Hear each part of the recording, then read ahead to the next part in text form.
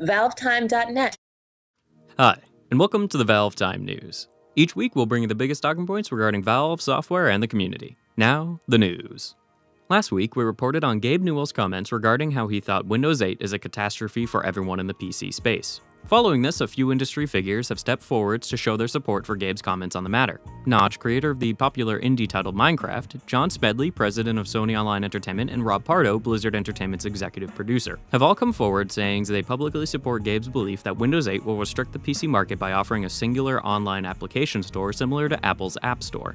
John Carmack, technical director for most of id Software's biggest titles, has also come forward saying he feels Windows 8 is a step back, and although he didn't directly reference Gabe's comments, the message brought across in both was incredibly similar. We look forward to seeing how Microsoft responds to this strong criticism as we approach the launch of Windows 8 in October of this year. Speaking on another piece of upcoming technology, Gabe appeared on yet another Kickstarter video alongside Valve programmer Michael Abrash. The pair were seen in one of Valve's offices praising a pair of new virtual reality goggles named the Rift, currently being developed by a Californian-based company known as Oculus. Let's take a look. I got to meet Palmer Luckey and try out the Oculus Rift, and I have to say it was a very exciting moment. Could be the beginning of a whole new industry that leads us eventually to having true augmentation all the time, every place. And I'm really looking forward to getting a chance to program with it and to see what we can do. It looks incredibly exciting. If anybody's going to tackle these set of hard problems, we think that Palmer's going to do it. So we'd strongly encourage you to support this Kickstarter. The project has received a massive amount of support in just a few days, with the pledged amount reaching around $1.2 million as of the creation of this video. We can understand Gabe and Michael's interest in such a peripheral, as both have publicly shown their interest for wearable computing in the past, and the Oculus Rift promises to provide an unprecedented level of immersion for gamers. For more in-depth information about the Oculus Rift, check out the link in the video description to head on over to their Kickstarter page. Also worth noting is the appearance of what looks like a new Portal Gun merchandise model, shown here on the shelf behind Gabe and Michael during their segments on the Kickstarter video. Portal 2 spoiler alert! The new model features an attached potato GLaDOS, as seen during the latter half of Portal 2. It wouldn't surprise us if this was a prototype model being prepared for sale sometime in the near future, as Valve has already sold several different variants of the Portal Gun model, all of which have sold ridiculously well. We'll be sure to let you know if and when you can get your hands on one. Oh good. My slow clap processor made it into this thing. So we have that. Earlier this week, Valve updated the Steam subscriber agreement for all Steam users. One of the most significant changes include the creation of a new Valve European office in Luxembourg, which now legally licenses the games to European users. The agreement also features a clause for US citizens, which makes all US Steam users waive their right to bring a class action lawsuit against Valve. Many have seen this move by Valve as controversial and troubling, but we feel it is hardly out of the norm for companies these days to protect themselves from small lawsuits from individuals, which very rarely lead anywhere for either party. Valve commented on the controversy saying, "We think this new dispute resolution process is faster and better for you and Valve while avoiding unnecessary costs, and that it will therefore benefit the community as a whole." For more information on this subject, head over to ValveTime.net and read our article on this significant change. Valve has continued to discuss the development of Steam for Linux. A new post was made to the Valve Linux blog entitled Faster Zombies. In the blog post, the Linux team discusses how the Linux port of Left 4 Dead 2 runs faster than it does on Windows machines, most likely due to the open source nature of the platform. Using a whole load of technical mumbo-jumbo, the team explains how they discovered that the Linux version of the game ran significantly faster than the Windows counterpart, with an initial improvement of 70 FPS or so.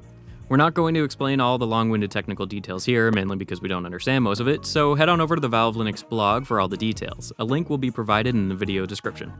Dota 2 received a small update this week. The update was, as usual, accompanied by a blog post which discussed how the Dota team are adding the final preparations to the game's spectator and tournament systems ahead of this year's The International Tournament. The improvements include an improved UI for certain areas of the spectator system, as well as the ability to rate live games similar to how you might like or dislike YouTube videos. Like us, do it now! Although the update was significantly smaller than usual, it still included some visual and sound improvements, as well as a series of small balancing tweaks, mainly to heroes added in the past month or two. No new hero was added this week, but be sure to keep an eye on Dota 2 in the coming weeks as we approach the International 2012 tournament in Seattle from August 31st to September 2nd, 2012. Team Fortress 2 received a sizable update this week, which introduced the Triad Pack, a Sleeping Dogs themed item pack. 8 new items were introduced, all of which are awarded in genuine quality to anyone who pre-orders Sleeping Dogs on Steam before the game's release on August 17th.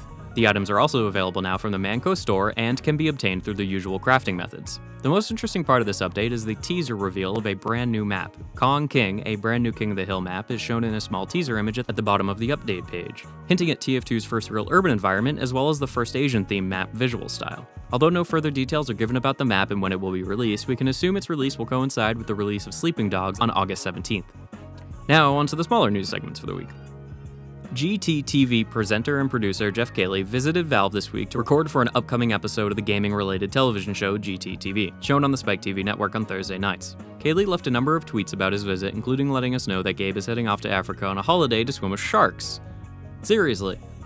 We currently don't know what the episode of GTTV will be about, but we can speculate that it'll have something to do with the upcoming release of CSGO in late August, as well as potentially show us some new information regarding the long-awaited Steam Big Picture mode. We'll be sure to let you know as soon as the teaser for the episode is released in the upcoming weeks. Jeff was also kindly enough to share a number of photos he took during his trip, including a look at the new Sandwich collector's item and Valve's very own ValveTime clock. We like to believe that the next Half-Life installment lies somewhere around Rapture or Clock, so make it happen, Mayans. The Xbox 360 just received a release of the Coldstream campaign for Left 4 Dead 2, those lucky sons of guns. Following up on last week's release of the PC, the Xbox version contains everything available from the PC version, including the original Left 4 Dead 1 campaigns, which were ported over to Left 4 Dead 2 last week. If you're a console Left 4 Dead 2 player, head on over to Xbox Live Marketplace right now to download the DLC. The TF2 team released a blog post discussing how they managed to develop the Pyroland theme for Team Fortress 2. In this extremely long post, the team talks about how they managed to turn certain maps in TF2 into Pyroland themes without directly changing or replacing textures. They simply used complex programming algorithms and design techniques to dynamically modify the properties of textures through a player's vision, or as we like to call it, magic! In other news this week, the Counter-Strike Global Offensive blog got its first update for a full month, describing how the CS team are working on a map workshop where users will be able to upload, discuss, rate, and evaluate custom maps created using Valve's Hammer editor. The most interesting part of the blog post is the mention of servers dynamically updating maps as they are developed and changed in order to keep both players and maps up to date and in sync. This seems like a logical step forward for the Steam Workshop, and although there is no direct reference to the Steam Workshop in the post, we can only assume they are one and the same. Finally, the annual Steam QuakeCon sale has started. For a few days only, id Software and Bethesda Softworks games are on sale in multiple themed packs, including daily deals for certain franchises, which work in a similar way to how the summer daily deals worked several weeks ago. Worth mentioning is the inclusion and return of the Team Fortress QuakeCon pack, which include all of last year's 5 QuakeCon themed hats and items for use in Team Fortress 2. The pack will be available until the 6th of August, so if you really like Team Fortress 2 items and missed your chance to get genuine versions of these items last year, you might want to check out this pack now to get your hands on them.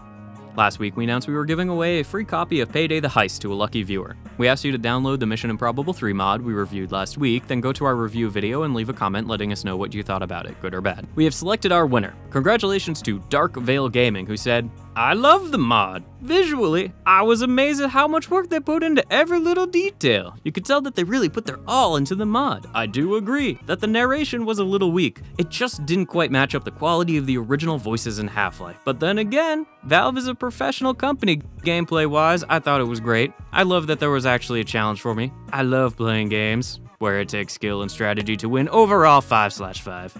We'll be sure to message you on YouTube in the following days, letting you know how to claim your prize. Thanks to all who entered. We read a huge amount of well-written and constructive reviews, and we look forward to doing more competitions very soon. Stay tuned. That's all for this week. Stay tuned for another ValveTime review coming very soon, and don't forget to subscribe for more videos in the near future.